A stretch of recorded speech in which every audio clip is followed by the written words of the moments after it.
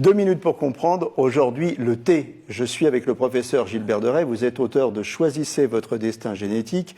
En quoi le thé va modifier mon destin génétique? Expliquez-moi ça. Eh bien, parce que le thé, et c'est surtout le thé vert, parce qu'il n'a pas été oxydé comme le thé noir, donc il garde quelque chose qu'on appelle les catéchines. Retenez ce mot. Les catéchines, il y en a 4. Elles sont exceptionnellement efficaces sur votre santé, parce qu'elles vont aussi, elles, moduler votre état génétique. Et quand vous buvez du thé vert, et je vous conseille d'en boire entre 3 et 5 tasses par jour, vous allez avoir, par le biais de l'épigénétique, des effets favorables, là encore, sur l'expression du cancer, l'Alzheimer, l'infarctus du myocarde. Donc oui, il est absolument essentiel que dans notre alimentation, dans votre alimentation, vous buviez 3 à 5 tasses de thé vert par jour. Attention, pas trop chaud, pas plus de 10 par jour et pas trop chaud. Pas trop chaud parce que la chaleur importante sur l'œsophage, c'est l'augmentation du risque de cancer de l'œsophage. Donc ça se bat à une température modérée, entre 50 et 60 degrés.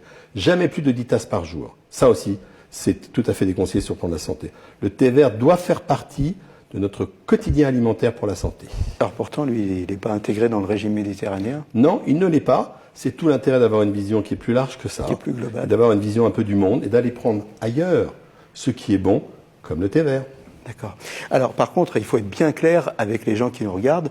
On ne va pas soigner le cancer avec le thé vert. Hein. Absolument. Le thé vert, on en prend, c'est des chances en plus de ne pas déclarer certaines maladies, mais ça ne soigne pas. Alors ce que vous dites, ça vaut d'ailleurs pour un ensemble. La vie, c'est pas une mesure.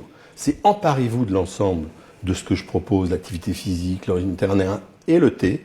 Et c'est en faisant cet ensemble que vous allez diminuer votre risque médical.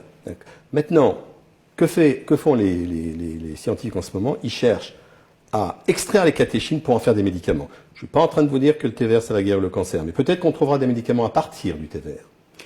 Voilà, écoutez, buvez du thé vert à notre santé et surtout à votre santé.